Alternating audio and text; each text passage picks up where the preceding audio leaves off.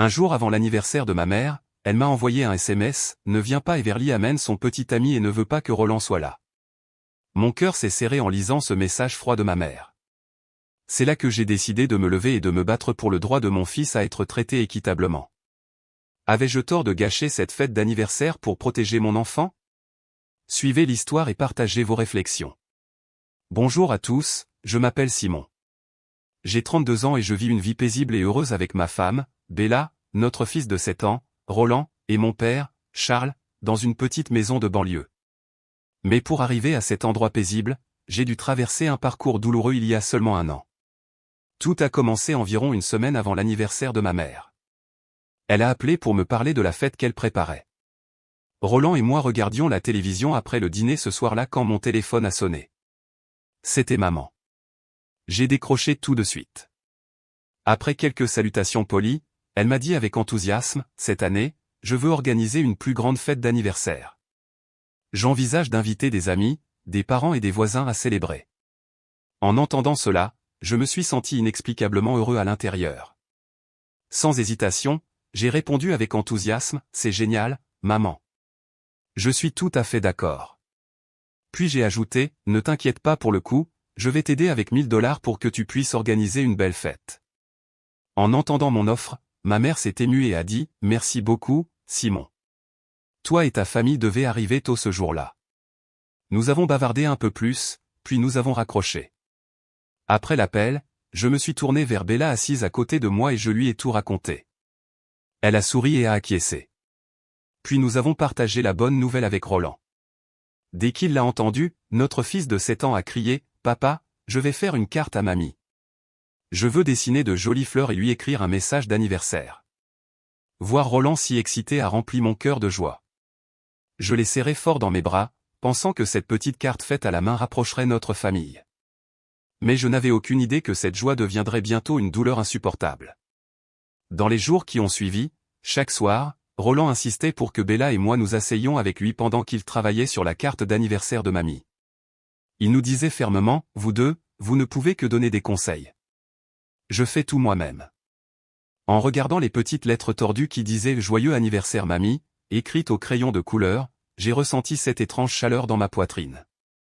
Chaque croquis innocent, chaque fleur soigneusement colorée, tout cela m'a profondément touché. Lorsque la carte a finalement été terminée, je pouvais déjà imaginer le sourire sur le visage de ma mère lorsqu'elle la recevrait. J'imaginais Roland rayonnant de fierté pendant que mamie le serrait dans ses bras, l'embrasserait sur le front et ferait l'éloge de la belle carte qu'il avait passé toute une semaine à faire juste pour elle. Mais cette douce image dans ma tête a été brisée par une dure réalité.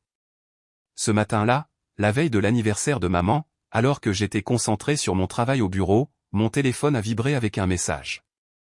J'ai vu maman à l'écran et je l'ai ouvert immédiatement, pensant qu'elle avait des nouvelles concernant la fête. Mais au moment où j'ai lu le message, je me suis figé.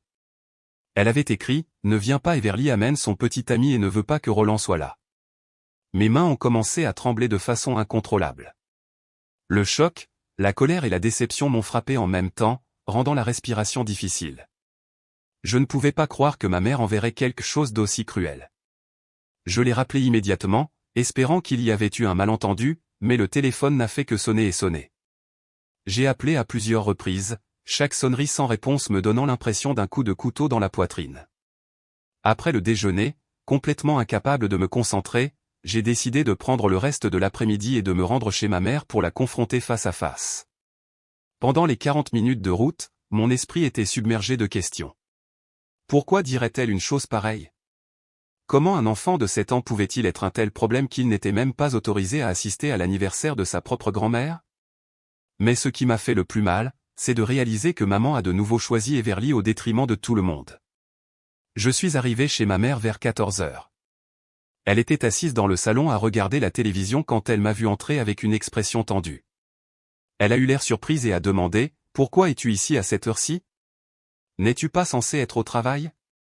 Ignorant sa question, je suis allé droit au but. « Qu'est-ce que tu m'as envoyé exactement par SMS ?»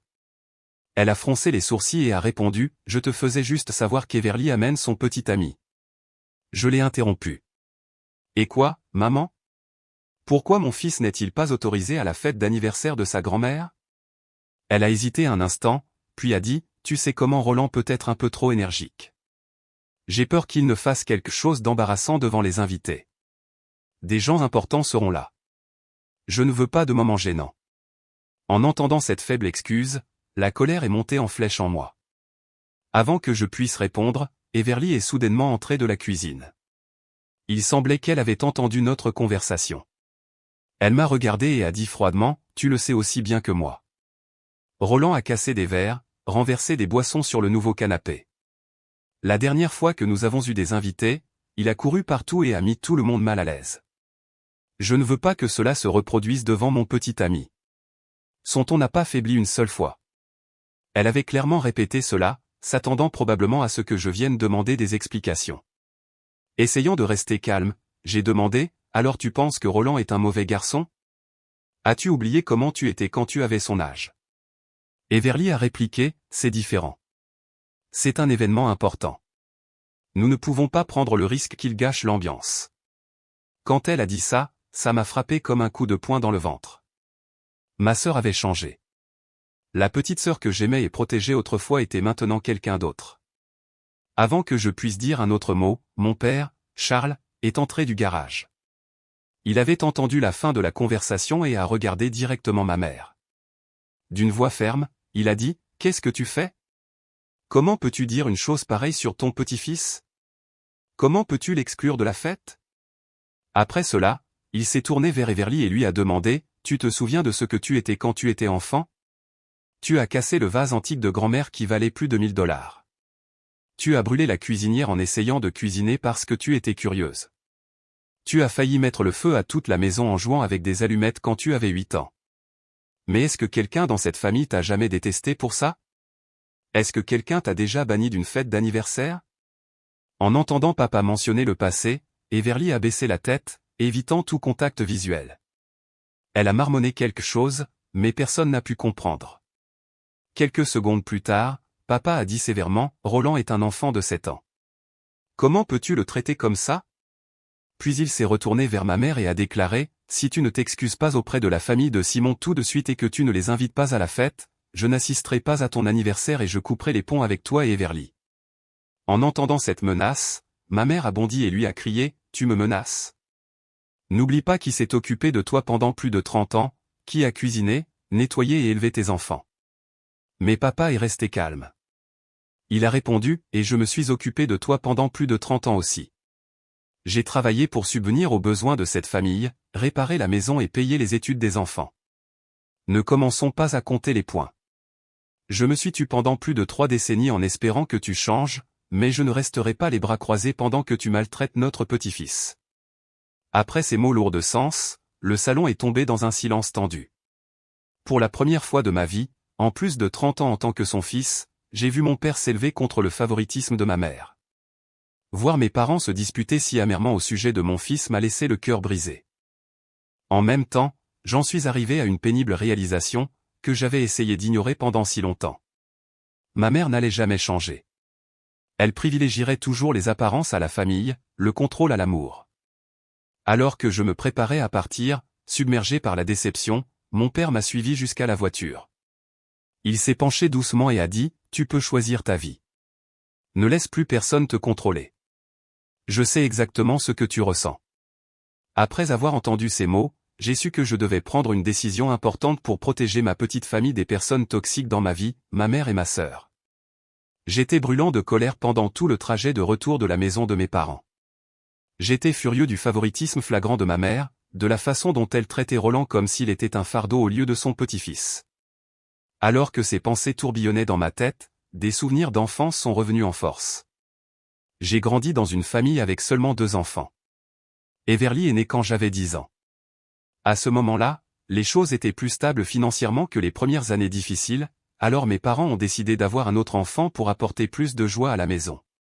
Dès le moment où Everly est entrée dans ce monde, elle est devenue l'étoile brillante de notre foyer, et on s'attendait à ce que je lui fasse de la place, que je prenne soin d'elle et que je la fasse passer en premier constamment.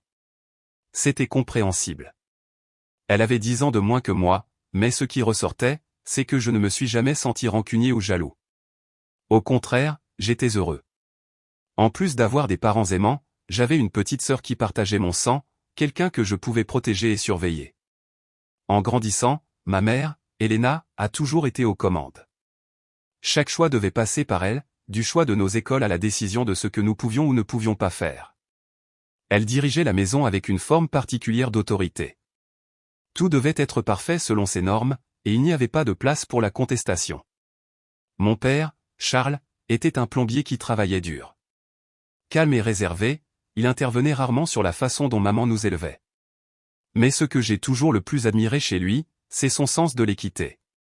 Même si Everly était la plus jeune et la préférée de maman, quand il s'agissait d'anniversaire ou de Noël, papa s'assurait toujours que j'avais quelque chose d'aussi beau. Il n'a jamais fait de favoritisme, et cela a fait toute la différence. Cela m'a évité de me sentir exclu quand j'étais enfant. Notre famille est devenue encore plus chaleureuse et encore plus joyeuse lorsque j'ai épousé Bella et que Roland est né.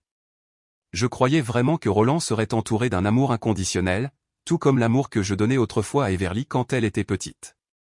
Je pensais sincèrement que mes parents aimeraient leur petit-fils de tout leur cœur. Mais ce jour-là, après être sorti de la maison de ma mère, après avoir entendu ce qu'elle et Everly avaient dit, j'ai réalisé que je m'étais trompé.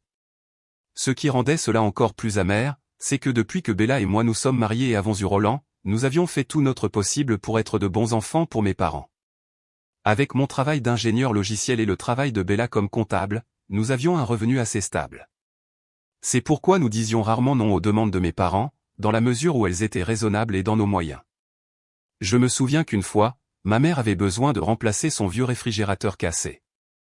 Sans hésiter, je me suis rendu dans un magasin d'électroménager et je lui ai acheté un réfrigérateur à $1 200, livraison et installation comprises. 2 mois plus tard, elle a dit que la machine à laver était trop bruyante et qu'il fallait la remplacer. Je lui ai acheté une laveuse Whirlpool à $800 avec une garantie prolongée de 3 ans. Puis est venu le canapé en cuir véritable à $2000 après que mon père s'est plaint que l'ancien était inconfortable et embarrassant devant les invités. J'ai commandé un ensemble haut de gamme chez Ashley Furniture et j'ai même choisi la couleur en fonction de ses goûts. Après cela, c'était un téléviseur Sony 4K de 65 pouces à $1500 parce que ma mère a dit que sa vue n'était pas assez bonne pour le petit écran. Je n'ai pas seulement acheté le téléviseur, j'ai engagé des professionnels pour l'installer et configurer toutes les chaînes haut de gamme. Il y avait des tables à manger, des armoires, des ustensiles de cuisine et une friteuse à air. Presque tout dans cette maison avait été payé au cours des 7 dernières années avec notre argent. Cependant, la dépense la plus importante a été le soutien à l'éducation d'Everly. Au cours des 2 dernières années d'université, Bella et moi avons dépensé environ $20 000 pour qu'elle n'ait pas à travailler à temps partiel. Chaque semestre, j'ai viré l'argent à temps sans avoir besoin d'un rappel. Nous avons commencé à l'aider après qu'elle soit venue chez nous en larmes, nous racontant à quel point les intérêts de son prêt étudiant étaient écrasantes. J'ai d'abord offert de lui prêter l'argent sans intérêt sur 5 ans, mais Bella m'a encouragé à lui en faire cadeau, comme une façon pour un grand frère de montrer qu'il se soucie d'elle. Et cela ne s'est pas arrêté là. Je lui ai occasionnellement donné de l'argent pour les dépenses courantes et je lui ai acheté un nouvel ordinateur portable. Je voulais juste qu'elle ait une vie confortable et qu'elle se concentre sur ses études au lieu de s'inquiéter de l'argent comme je l'ai fait autrefois. J'ai dépensé près de $50 000 pour ma famille, une somme énorme pour un ménage de classe moyenne comme le nôtre. Après tous les sacrifices que j'ai faits, mon temps, mon argent, mon amour, ce que j'ai reçu en retour, c'est un SMS froid et méprisant disant que ma famille n'était pas la bienvenue à une fête d'anniversaire. Et pire encore, c'est Everly, la sœur jumelle dont je payais encore les frais de scolarité pour les 2 prochaines années, qui a eu le culot de parler de l'embarras que notre famille causait par la présence de Roland. Ils ne m'aimaient pas, ni ma famille. Ils aimaient seulement ce que je pouvais leur donner. Pour eux, je n'étais rien de plus qu'un distributeur automatique. Face à ce genre de cruauté et d'injustice, je savais que je devais protéger mon fils et mon respect de moi-même. Je ne pouvais pas laisser Roland grandir dans une famille où il était méprisé et jugé. À ce moment-là, un plan très différent a commencé à prendre forme dans mon esprit. Si le lendemain matin, ma mère et Everly ne m'appelaient pas pour s'excuser et nous inviter à nouveau à la fête, je leur offrirais un anniversaire qu'elles n'oublieraient jamais. Ce soir-là après le dîner, pendant que Roland était assis sur le tapis du salon à construire un château Lego, j'ai décidé qu'il était temps de tout raconter à Bella ce qui s'était passé depuis ce matin. Dès que j'ai mentionné le message de ma mère, Bella a cessé de faire la vaisselle et s'est tournée vers moi, les yeux remplis de surprise. Quand je suis arrivé à la partie où Everly a dit que Roland donnait une mauvaise image de la famille, Bella a posé le torchon et a écouté en silence. Après avoir fini de lui raconter la confrontation chez mes parents, elle est restée là, silencieuse, choquée par tout ce qu'elle venait d'entendre. Elle n'a pas dit un mot, elle s'est contentée de regarder Roland, qui était joyeusement concentré sur sa petite création Lego. À ce moment-là, en regardant son expression, j'ai su qu'elle souffrait autant que moi. Après un long silence, j'ai finalement dit, demain, emmène Roland au zoo. D'accord ? Ne mentionne rien de l'anniversaire de mamie. Quant à moi, j'ai mes plans. Bella a acquiescé en comprenant, puis a demandé, qu'est-ce que tu comptes faire ? J'ai répondu, je vais reprendre ce qui m'appartient. Elle n'a pas insisté pour obtenir des détails. Elle m'a regardé dans les yeux et m'a rappelé, s'il te plaît, ne fais rien qui puisse t'attirer des ennuis. Ils n'en valent pas la peine. J'ai souri et je l'ai rassuré, ne t'inquiète pas, je n'enfreindrai aucune loi. Je vais juste récupérer tout ce que je leur ai acheté. Cette nuit-là, pendant que Bella lisait des histoires au lit à Roland, je me suis assis dans mon bureau à domicile et j'ai commencé à faire une liste détaillée de tout ce que j'avais acheté à mes parents au fil des ans. J'ai fouillé dans les reçus en ligne et les confirmations de virement et j'ai soigneusement noté l'adresse d'un concessionnaire de meubles d'occasion que j'avais trouvé plus tôt en ligne. Une fois que tout a été organisé, je savais que demain serait le jour où tout changerait. Le lendemain matin à 11 h, je me suis arrêté devant la maison de ma mère dans un grand camion de déménagement blanc, accompagné de 2 employés en uniforme d'un service d'enlèvement de meubles d'occasion. En entrant dans la maison, j'ai immédiatement remarqué une trentaine d'invités. Une douce musique de jazz flottait dans l'air, mêlée à des rires joyeux et à des conversations animées.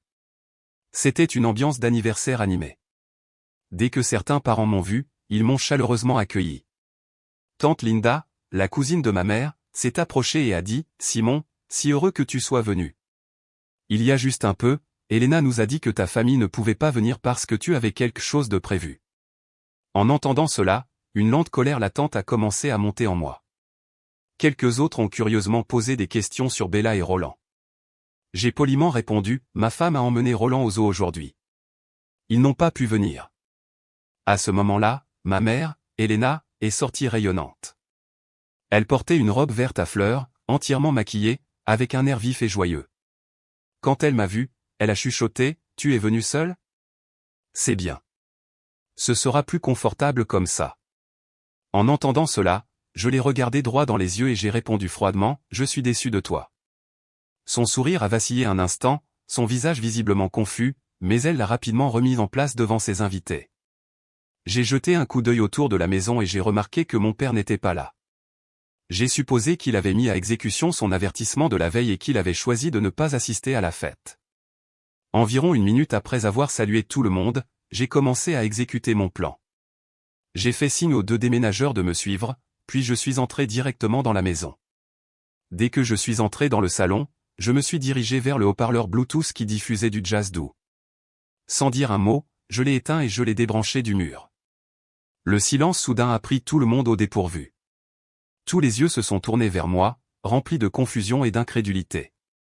Après avoir déconnecté le haut-parleur, j'ai pointé du doigt le téléviseur Sony de 65 pouces monté au mur et j'ai dit au déménageur, « Descendez ça. » La scène a choqué tous les invités dans la pièce. Il y a quelques instants, la maison était pleine de rire. Maintenant, tout le monde était figé, ne sachant pas ce qui se passait. Immédiatement, ma mère s'est précipitée et a crié, « Simon, qu'est-ce que tu fais ?» Mon cœur battait fort au son de sa voix, mais je suis resté calme. « Je reprends ce qui m'appartient », ai-je répondu froidement. Son ton est devenu tranchant. « Qu'est-ce que tu veux dire, t'appartient ? Ce sont mes affaires. » J'ai répondu calmement, « Tout a des reçus à mon nom, ainsi que les virements bancaires. Voulez-vous les voir ?» Cela l'a fait taire. Entendant la commotion, Everly et un homme que je ne reconnaissais pas se sont précipités dans la pièce. Quand elle a vu les déménageurs enlever soigneusement le téléviseur du mur, elle a crié, « Qu'est-ce que vous faites ? Arrêtez !» Ne la laissant pas interférer, je me suis tourné vers elle et j'ai dit, « Écarte-toi. » Everly s'est placé devant moi et a crié, « Non, tu ne peux pas faire ça. » La regardant dans les yeux, j'ai dit, « Tu veux que j'appelle la police, que je les laisse vérifier à qui appartiennent ces affaires ?» Cela l'a arrêtée. Elle s'est figée et n'a rien dit de plus. Autour de nous, certains invités ont commencé à chuchoter, visiblement mal à l'aise. Quelques-uns avaient l'air prêts à partir, mais j'ai ignoré leur chuchotement. Je n'étais pas là pour eux. J'avais une mission, et j'avais l'intention de la mener à bien. Lorsque les déménageurs ont fini de descendre le téléviseur et l'ont soigneusement transporté jusqu'au camion, je les ai pointés vers la cuisine et j'ai dit, le prochain est le réfrigérateur Samsung. À ce moment-là, la tension dans le salon a atteint son apogée. Les invités étaient figés, ne sachant pas quoi dire ou faire. Quelques secondes plus tard, tante Linda, la cousine de ma mère, s'est avancée et a dit doucement, « Simon, je comprends que tu sois bouleversé, mais s'il te plaît, calme-toi et dis à tout le monde ce qui se passe. » Avant que je puisse parler, ma mère a interrompu en criant, « Il est juste ingrat. » Je l'ai un peu grondé, et maintenant il fait tout ça. En entendant cela, j'ai ressenti une profonde déception. Au lieu d'assumer ses actes, elle m'a blâmé. Mais tante Linda s'est tournée vers elle et a dit fermement, « Elena, arrête. Laisse Simon parler. » J'ai regardé autour de la pièce, observant la foule d'invités, et j'ai commencé à tout expliquer, comment ma mère m'avait envoyé un SMS la veille en demandant à toute ma famille de ne pas assister à son anniversaire. La raison, disait-elle, était que mon fils de 7 ans, Roland, était trop turbulent et embarrasserait la famille. Alors aujourd'hui, j'étais ici pour reprendre ce que j'avais payé parce qu'elle ne méritait d'en garder aucun. La pièce est tombée dans un silence total. Les invités ont regardé ma mère, stupéfaits, incapables de croire ce qu'ils venaient d'entendre. Puis tante Linda a repris la parole, « Montre-moi le message. » Sans hésitation, j'ai sorti mon téléphone et j'ai affiché le SMS qu'elle avait envoyé la veille. Alors que les gens lisaient le message, des murmures se sont répandus dans toute la pièce. La chaleur dans leurs yeux envers ma mère a commencé à s'estomper. Monsieur Mike, notre voisin de longue date, a pris la parole d'un ton vif, « Elena, comment as-tu pu faire une chose pareille? Roland n'est qu'un enfant. » Ensuite, Janet, la meilleure amie de maman depuis leur jeunesse, a secoué la tête avec déception et a dit, « Je n'arrive pas à croire que tu traiterais ton petit-fils de cette façon. » Puis Hélène s'est tournée vers Everly et a demandé, « Everly, qu'est-ce qui t'a fait penser que c'était bien d'exclure Roland? Comment as-tu pu ressentir ça? » Everly s'est rapidement défendue, en disant, « Je ne déteste pas Roland. J'avais juste peur qu'il ne casse quelque chose et ne provoque une scène. » Je l'ai interrompu et me suis tourné vers tout le monde. Permettez-moi de vous poser cette question, l'un d'entre vous se sentirait-il honteux ou embarrassé si Roland renversait une boisson ou cassait un verre? À l'unisson, tous les invités ont répondu, non. Hélène a même ajouté, j'aurais adoré voir Roland aujourd'hui. Quand je suis venu fêter l'anniversaire d'Elena, j'espérais qu'il serait là.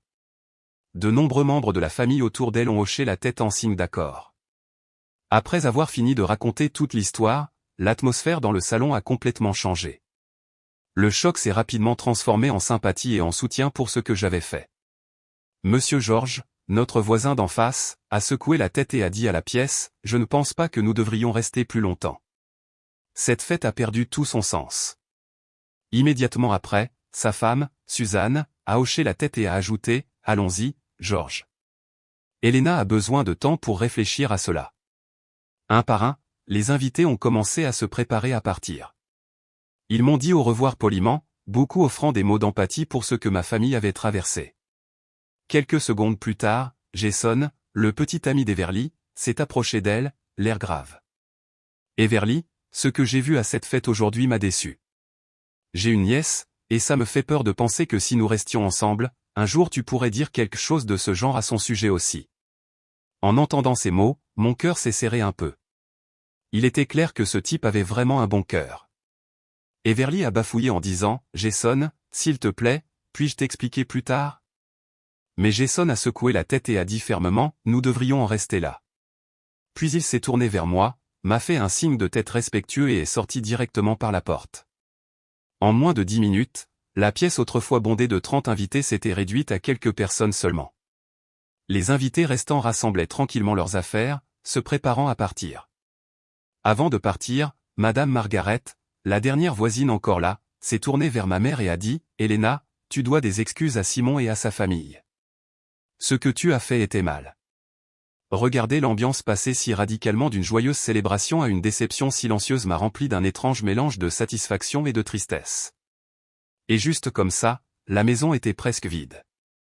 Il ne restait plus que ma mère, Everly, les 2 déménageurs et moi, entourés de tables de fête intactes et de l'écho d'une fête qui n'a jamais vraiment eu lieu. Une fois que tous les invités furent partis, je me suis tourné vers les 2 déménageurs et leur ai dit, « Continuez. prenez tout ce qui est sur la liste. Juste à ce moment-là, mon père est sorti de la chambre, calme et posé. Il était resté à l'intérieur pendant toute la confrontation. Au moment où elle l'a vu, ma mère s'est précipitée pour le blâmer. Tu l'as juste laissé tout prendre? Mon père a répondu, il a acheté ces choses sans sourciller. Il a tout à fait le droit de les prendre. Je t'ai prévenu hier. Tout ce que tu avais à faire, c'était t'asseoir, réfléchir et t'excuser auprès de sa famille. Mais tu étais trop têtu. En entendant cela, ma mère s'est tue. Elle n'a pas dit un mot de plus. Pendant l'heure et demie suivante, les deux déménageurs, manifestement expérimentés, ont systématiquement démonté et emballé chaque article. Tout d'abord, le réfrigérateur a été sorti, suivi de l'ensemble de canapés en cuir véritable et de la machine à laver Whirlpool. Ils ont pris le micro-ondes et plusieurs appareils de cuisine pièce par pièce, et la maison s'est vidée. Pendant tout ce temps, ma mère et Everly sont restées là, impuissantes. Elles n'osaient pas l'arrêter. Elles ne pouvaient rien faire d'autre que regarder la maison perdre lentement tout ce qui la rendait autrefois pleine. Une fois tous les meubles chargés sur le camion, le responsable de l'entreprise de déménagement a transféré $3000 sur mon compte. C'était le montant qu'ils avaient payé pour acheter les meubles d'occasion. Alors que je fixais le total sur mon écran, j'ai ressenti un tourbillon d'émotions. D'un côté, il y avait la satisfaction. J'avais défendu ma dignité. De l'autre côté, il y avait la tristesse. En regardant autour de moi la maison maintenant vide où j'ai grandi, je l'ai sentie froide et creuse. C'est alors que j'ai réalisé que j'avais officiellement clos un chapitre de ma vie. Après que le camion se soit finalement éloigné, je me suis retourné une dernière fois pour regarder la maison. Elle était maintenant vide, des murs nus et quelques objets usés que je n'avais pas achetés. Ma mère était assise sur la marche de l'entrée, l'air hébété, comme quelqu'un qui avait tout perdu. Everly était toujours debout près de la porte, tenant son téléphone, les yeux rouges d'avoir pleuré. Elle essayait de convaincre Jason de lui donner une autre chance. Avant de partir, j'ai plongé la main dans la poche de mon manteau et j'ai sorti la carte que Roland avait passé une semaine à créer, une petite carte faite à la main avec des fleurs soigneusement colorées et les mots tremblants, « Bon anniversaire mamie », écrits au crayon. Je me suis approché de ma mère, je lui ai tendu la carte et j'ai dit, « C'est le cadeau que Roland a fait pour toi. » Je pensais qu'elle serait peut-être touchée, pendant un instant, qu'elle se rende compte à quel point c'était mal de l'exclure. Mais elle ne l'a pas été. Elle s'est soudainement levée, a arraché la carte de ma main et l'a déchirée en lambeaux juste devant moi sans hésitation. « À cause de ta famille, ma fête a été gâchée », a-t-elle crié. Puis Everly s'est jointe à elle, en criant « À cause de toi, j'ai perdu mon bonheur. » Regardez cette carte être déchirée, celle que mon fils avait faite avec tant de soin et d'amour, a envoyé une douleur vive et déchirante dans ma poitrine. Mais je n'ai pas crié. Je ne me suis pas emporté. Au lieu de cela, je me suis calmement penché et j'ai commencé à ramasser les morceaux déchirés sur le sol. Chaque morceau contenait le temps, l'effort et l'amour que Roland y avait mis pour sa grand-mère. Une fois que j'ai rassemblé tous les morceaux et que je les ai mis dans ma poche, je me suis levé et j'ai regardé ma mère droit dans les yeux. Et à ce moment-là, tout est devenu clair, la vraie nature de cette femme. Elle n'avait pas seulement rejeté l'amour de son petit-fils, elle l'avait cruellement détruit juste devant son père. Finalement, je l'ai regardé dans les yeux et j'ai dit calmement, « Tu ne mérites pas d'être ma mère. » Pendant un bref instant, le monde a semblé s'arrêter. Ma mère et Everly se sont figées, silencieuses, incapables de répondre. Environ une minute après être resté là à regarder la maison une dernière fois, je me suis retourné et je suis allé directement à ma voiture sans me retourner. Chaque pas que j'ai fait portait le poids d'une décision, je ne reviendrai jamais dans cet endroit. Juste au moment où j'ouvrais la portière de la voiture et que j'allais monter, une voix familière m'a appelé derrière moi, « Attends, laisse-moi venir avec toi. » Je me suis retourné et j'ai vu mon père sortir de la maison, portant 2 valises remplies de ses affaires. Son visage était calme mais ferme, comme s'il s'était préparé à ce moment depuis longtemps. Une vague d'émotion m'a frappé, la surprise, une émotion profonde et une poussée de bonheur inattendue, tout cela réuni. Quand ma mère a vu son mari se diriger vers le portail, elle a bondi de la marche de l'entrée et a crié, « Tu vas juste me quitter ?» Papa s'est tourné vers elle et a répondu fermement, « J'en ai assez enduré. Je t'ai prévenu hier, et tu as quand même insisté pour faire les choses à ta façon. » Puis il a continué vers ma voiture. En arrivant au portail, il s'est retourné une dernière fois et a dit, « À partir de maintenant, toi et Everly pouvez vivre ensemble. Je ne peux pas rester avec quelqu'un qui ne sait pas comment aimer son petit-fils. » Ces mots ont laissé ma mère et Everly figées. Aucune d'elles n'a parlé, leur visage rempli d'incrédulité. Alors que papa s'approchait de la voiture, il m'a regardé et m'a demandé, « Tu as de la place pour que je reste, n'est-ce pas ?» Ma gorge s'est serrée d'émotion, et d'une voix tremblante, j'ai répondu, « Tu peux rester avec moi pour le reste de ta vie. » À ce moment-là, tout à l'intérieur de moi a changé. Un espoir brillant et indéniable a remplacé le désespoir et la solitude que j'avais ressentis il y a quelques heures à peine. Je n'étais pas seul. J'avais mon père, la seule personne de ma famille qui comprenait vraiment et me soutenait. Alors que nous montions ensemble dans la voiture, ma mère est restée sur la marche de l'entrée, nous regardant fixement. Everly s'est assise et a enfoui son visage dans ses mains, en sanglotant. Et alors que la voiture s'éloignait lentement de cette maison, j'ai réalisé que ce n'était pas une fin. C'était le début de quelque chose de totalement nouveau. Cet après-midi-là, quand Bella est revenue du zoo avec Roland et m'a vu là avec mon père et 2 valises, elle a été surprise, mais elle n'a posé aucune question. Elle s'est tranquillement dirigée vers la cuisine et a commencé à préparer le dîner comme toujours. Quant à Roland, au moment où il a vu son grand-père, il a couru droit dans les bras de mon père, rayonnant de joie. Puis, avec des yeux curieux, il a demandé, « Papy, où est mamie ? Pourquoi es-tu venu nous rendre visite ?» Mon père a répondu doucement, « Mamie voyage quelque part de loin. Quand elle reviendra, elle viendra te rendre visite. » Roland a hoché la tête, comprenant, et lui a raconté avec enthousiasme sa journée amusante au zoo. Après avoir joué toute la journée, Roland s'est couché plus tôt que d'habitude ce soir-là. Dans le calme du salon, mon père s'est tourné vers moi et a dit, « Donne-moi les morceaux de la carte. » J'ai plongé la main dans la poche de ma veste et je lui ai tendu les morceaux de papier déchirés. Il s'est assis à la table et a commencé patiemment à les reconstituer, comme s'il resterait quelque chose d'inestimable. Quand Bella est sortie de la cuisine et a vu ce sur quoi il travaillait, la carte déchiquetée de Roland, elle a commencé à pleurer. Des larmes coulaient sur ses joues en pensant au temps que notre fils avait passé à faire cette carte, pour qu'elle soit détruite si cruellement par sa grand-mère.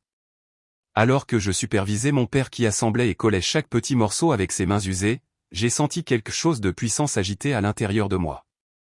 C'était comme s'il essayait de réparer non seulement une carte, mais l'amour que ma mère avait essayé de déchirer. Plus tard dans la nuit, nous étions tous les 3 assis à la table, et j'ai tout raconté à Bella du début à la fin. Après avoir écouté tranquillement, elle m'a regardé et a dit, « Tu as fait ce qu'il fallait. Je soutiens ta décision. » Puis elle s'est tournée vers mon père et a dit avec chaleur, « Papa, s'il te plaît, reste ici avec nous. C'est ta maison aussi. » À ce moment-là, j'ai réalisé quelque chose de profond et de réconfortant, c'est ici même, avec les gens qui s'aiment et s'apprécient véritablement, que se trouve ma vraie famille. Nous avons commencé notre nouvelle vie avec papa dans la maison. Dans les jours qui ont suivi, il s'est glissé dans le rythme de notre petite famille comme s'il avait toujours été là. Chaque matin, il s'est chargé d'emmener Roland à l'école. Roland adorait que son grand-père le dépose et le récupère, principalement parce que pendant ses courts trajets, papa lui racontait des histoires amusantes de ses journées de plombier et lui enseignait des compétences de vie simples. Papa essayait de contribuer de sa pension chaque mois pour aider à couvrir les dépenses du ménage. Mais je l'ai fermement refusé et j'ai dit, « Garde cet argent pour toi, papa. Je m'occupe de la famille. » Au lieu de cela, sans nous le dire tout de suite, papa a tranquillement ouvert un compte d'épargne-études pour Roland à la banque. Un jour, il m'a dit, « C'est pour l'avenir de mon petit-fils. Il aura besoin de cet argent pour l'école un jour. » 2 mois plus tard, un soir de week-end tranquille après que Roland se soit couché, papa et moi étions assis sur le porche avec quelques bières. L'air frais de la nuit a donné le ton parfait pour une conversation honnête. Après quelques gorgées, papa s'est ouvert. « Tu sais, a-t-il dit, je suis resté toutes ces années parce que je continuais à espérer que ta mère changerait. Je pensais que les choses seraient peut-être différentes après la naissance de Roland. » En entendant cela, ma poitrine s'est serrée. J'ai finalement compris tout ce qu'il avait enduré. Il a continué, mais quand j'ai vu comment il traitait Roland, un petit garçon innocent, j'ai su que je ne pouvais plus me taire. « Tu as fait quelque chose que je n'ai pas pu faire pendant 30 ans. » Ces mots m'ont profondément touché. Notre relation s'est sentie plus légère et plus proche pour la première fois depuis longtemps. Nous avons parlé plus ouvertement du travail, de Roland et de l'avenir. Il y avait un confort dans ces conversations qui n'était pas là auparavant. Ce changement positif ne m'a pas seulement affecté. Il a touché toute notre famille. Bella était heureuse d'avoir quelqu'un d'autre pour aider avec Roland. Et Roland s'épanouissait sous la direction d'un grand-père qui aimait vraiment lui enseigner. Pourtant, papa n'avait pas demandé le divorce. Peut-être qu'une partie de lui s'accrochait à un espoir que ma mère change, même si nous savions tous les deux que c'était improbable. Après ce dîner, j'ai fini par accepter quelque chose, cette nouvelle vie n'était pas parfaite, mais elle était réelle, et elle était remplie du genre d'amour qui compte vraiment. Environ 3 mois après la fête d'anniversaire de ma mère, notre vie paisible a commencé à être perturbée par une série de messages indésirables. Everly a commencé à m'envoyer des SMS constamment, remplis de désespoir. Son premier message disait « Grand frère, j'ai besoin d'aide pour mes frais de scolarité pour la 3e année. S'il te plaît, ne me fais pas abandonner. » Quand je n'ai pas répondu, les messages sont devenus plus urgents. Puis-je juste en emprunter une partie? Je promets de te rembourser après avoir obtenu mon diplôme. Puis, un dimanche après-midi, elle s'est présentée à notre maison. Quand je l'ai vue à la porte, les yeux gonflés d'avoir pleuré, je suis sorti et j'ai dit fermement, « Tu devrais faire une demande de prêt étudiant et trouver un emploi à temps partiel. Je ne peux plus te soutenir. » À travers ses larmes, Everly a supplié, « Je sais que j'ai tout gâché, mais j'ai besoin de ton aide. Je ne peux pas me permettre d'abandonner. » Je l'ai regardé dans les yeux et je lui ai dit clairement, « L'argent que je t'ai donné avant, je ne te le demande pas en retour, mais à partir de maintenant, tu te débrouilles seul. » Et ce n'était pas seulement Everly. Ma mère, Elena, s'est présentée plusieurs fois aussi, chaque fois avec une attitude complètement différente, humble, pleine de remords. La première fois, elle a plaidé, « Simon, je sais que j'ai eu tort. Je suis désolé pour tout. S'il te plaît, laisse-moi juste voir Roland une fois. » Quand elle est apparue, mon père est sorti de la maison et a dit froidement, « Rentre chez toi. Nous ne voulons pas te voir. » Elle n'a pas abandonné. Elle s'est tournée vers lui, en plaidant, « Reviens avec moi. Tu me manques. La maison est si vide sans toi. » Mais papa a secoué la tête. « Tu as eu ta chance de changer, et tu l'as gâchée. Il est trop tard maintenant. » Lors de sa dernière visite, papa lui a tendu la carte de Roland, qu'il avait soigneusement reconstituée. Au moment où elle l'a vue, ses genoux ont presque cédé. Elle a pleuré sur le seuil de la porte et a dit, « J'ai eu tort. » En regardant tout cela, j'ai réalisé l'immense pouvoir de fixer des limites. Toutes les relations ne valent pas la peine d'être sauvées, surtout quand elles ont causé du tort à votre enfant. Et à ce moment-là, une question a résonné silencieusement dans mon esprit, un jour, quand Roland sera plus grand, comprendra-t-il pourquoi j'ai fait les choix que j'ai faits? Près d'1 an s'est écoulé depuis que tout s'est passé, et la vie s'est plus ou moins stabilisée. Les choses ont trouvé leur rythme. Mon père emmène toujours Roland à l'école tous les jours, Bella et moi continuons avec nos emplois, et Roland continue de grandir, rapportant de nouvelles histoires de l'école chaque semaine. Parfois, pendant le dîner, Roland parle de mamie sans s'en rendre compte. Il demande, « Mamie est-elle revenue de son voyage, ou, quand viendra-t-elle me rendre visite ?» À ces moments-là, nous nous taisons tous les trois. Nous étions perdus dans nos pensées, aucun de nous ne prononçant un mot. Il y a quelques jours, papa m'a surpris pendant une de nos soirées bières habituelles sur le porche. « Simon, » a-t-il dit, « je pense que je ne resterai avec toi que pour un peu plus longtemps. » Je l'ai regardé, surpris et inquiet. Ai-je fait quelque chose de mal? Est-ce que Bella ou moi t'avons mis mal à l'aise? Il a pris une longue gorgée de bière et a répondu calmement, « Je pense à retourner auprès de ta mère, si elle a vraiment changé. Peut-être que je lui donnerai une dernière chance. » Et à ce moment-là, j'ai compris. 30 ans ensemble, ce n'est pas quelque chose dont on se sépare du jour au lendemain. Les souvenirs, les années partagées, ils ne disparaissent pas comme ça. J'ai légèrement hoché la tête et j'ai dit, « Je respecte ta décision, papa. Peu importe où tu es, tu seras toujours mon père. » Quand j'ai parlé à Bella de la décision de papa, j'ai pu voir une lueur de tristesse dans ses yeux. Nous nous étions tous habitués à sa présence chaleureuse dans notre maison. Roland le manquerait, non seulement pour les trajets à l'école, mais pour tout ce qu'il a apporté dans nos vies. Puis, de façon inattendue, Bella m'a demandé, « Penses-tu que tu emmèneras un jour Roland rendre visite à sa grand-mère ?» Je n'ai pas répondu tout de suite. J'ai juste regardé par la fenêtre. C'était une question que je me posais depuis des mois.